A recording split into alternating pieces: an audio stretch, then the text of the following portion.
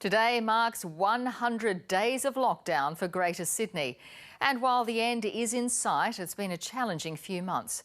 Our reporters have been out and about in Sydney, speaking to people about what they're looking forward to most when lockdown is lifted.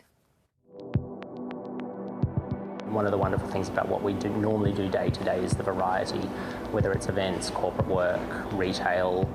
There's a lot of fatigue, there's a lot of stress, there's a lot of strain.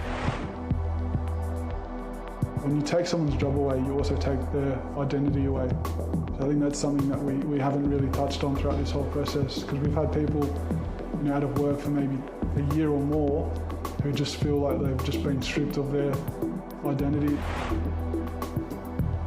I've never ever had this bad experience by locking down, turning customers away. So for me, it's a bit hard. I'm not working for somebody else, I'm working for myself. Working from home is a bit difficult. You feel alone. You cannot share with your colleagues and all. So that is the difficult part. I want to go out, meet my friends, eat out, have a drink. It's been kind of sad because my 6-year-old birthday was in lockdown. I miss my friends and I miss my teacher, Mrs. Brown. One of the most difficult things would be missing those light bulb moments that the children have in the classroom. If they're struggling with a task, maybe some maths or writing or even a friendship problem, and I help them get to giving them some prompts. When they finally get there and their whole body changes, you can see their smile on their face, their eyes light up. I miss that. As a performing arts student, not being able to dance in a studio, it's been pretty tough.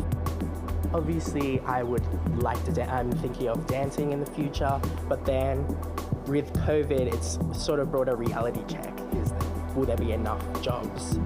Will I have a job in the end of this after I graduate? I've been missing out on my 2 children, and I have been missing out on my grandchildren, Eva and Austin. They're such a heavenly delight to see, to hear, to have jokes with. All of us who visit people in a nursing home, and particularly people with dementia, are sad.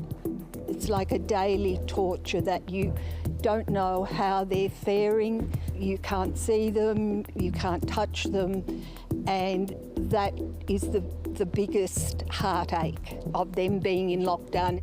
When I can walk in and say to John, "It's Daphne, darling, I'm here. It's Daphne, look who's here." And he looks up and he puts his arms out and he just smiles and says, "I love you." And what more could you want?